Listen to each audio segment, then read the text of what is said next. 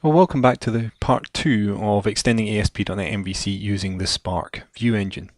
In part 1 we had a look at how to download, install, register and configure the Spark View Engine for use on the Nerd Dinner site, and in this part I'm going to look at replacing some of the views and aspects of views in Nerd Dinner from a web forms view into a Spark view. So I've picked a very obvious page to try and convert, the home page, i.e. the home controller index view.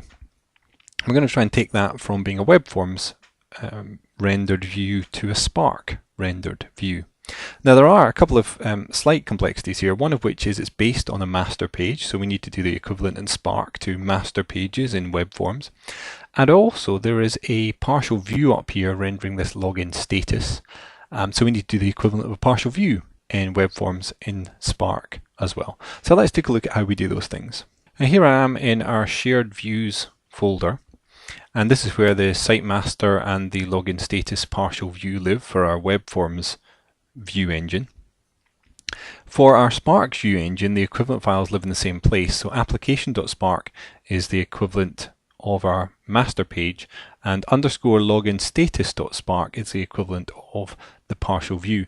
That underscore is very important. I'll come back and talk about that in a moment, but it allows us to reference it in a very neat way from other Spark views. Now all I've done is done a copy and paste of the content of that partial view file, the login status.asx file, into our login status.spark file as a starting point, and we can then edit this and turn it into a Spark partial file. So let's just remove some of the extraneous statements, and the syntax for doing a conditional in Spark looks a bit like this. So we have an if element, and that contains whatever we want rendered if the condition is true, and we have an else element that will contain whatever is to be rendered if the condition is false. And what we do is we have a condition attribute that we set like so. And of course the syntax here is slightly different. We don't need to HTML encode because that's automatically done for us. We set that up in our original configuration. So we simply need to say, and we need to use the context user identity name. So output the username in bold with an exclamation mark. And in the case of an HTML link, that can't be HTML encoded because we're trying to output some markup to generate an anchor tag. So we use the syntax exclamation mark curly brace rather than dollar curly brace to represent that we want the HTML encoding to be overridden.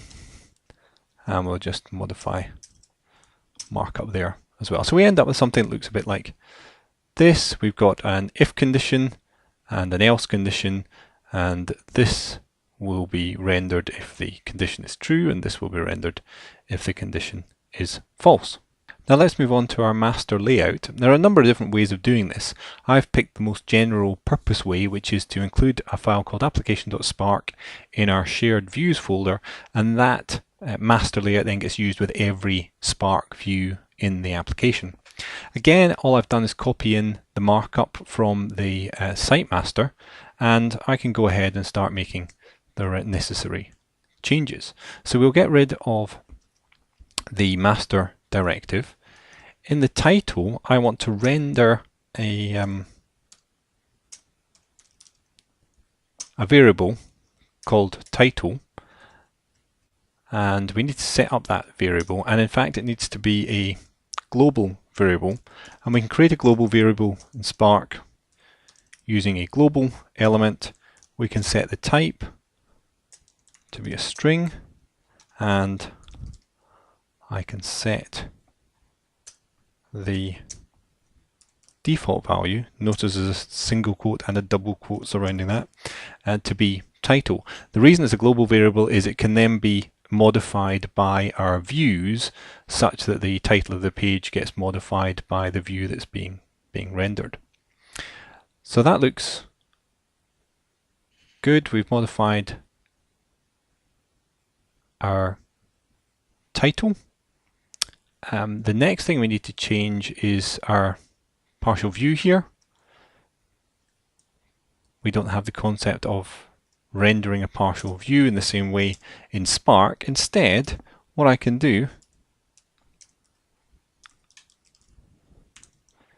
is simply reference that login status file with that special naming convention _login status using a login status element, and that will render that login status file in line inside that div for us. Now I also need to change the syntax here. We can use the block selection in VS 2010 to help us a little bit. Just add the curly braces at the end. And then the final thing we need to do is this content placeholder.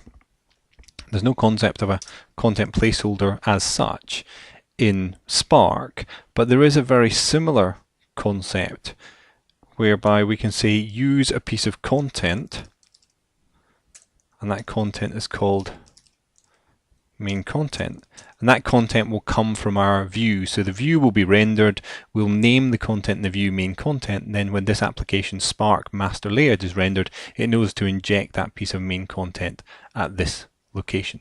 So I think that's us done. We've modified the title, set up a global variable called title that can be modified from the view, added our login status partial file, and also created that usage of our piece of main content. So finally, to the view itself, I've created a file called index.spark in the home controller views, and again I've copied and pasted the markup from the web forms equivalent. Let's just make the same changes. We can get rid of the page directive, we can get rid of this content control, this content control, and in fact what we do is, I mentioned we name the content. We do that by just creating a content element and set the name to be main content, and we'll close that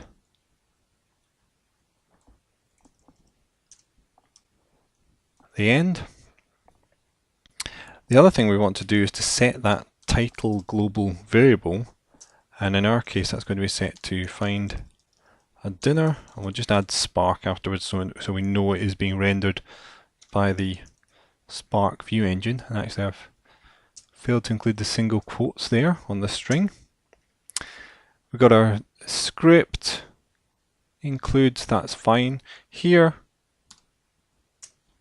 we want to render that title value, so we just output the value of the title, and then the only other thing we need to do is just update this for the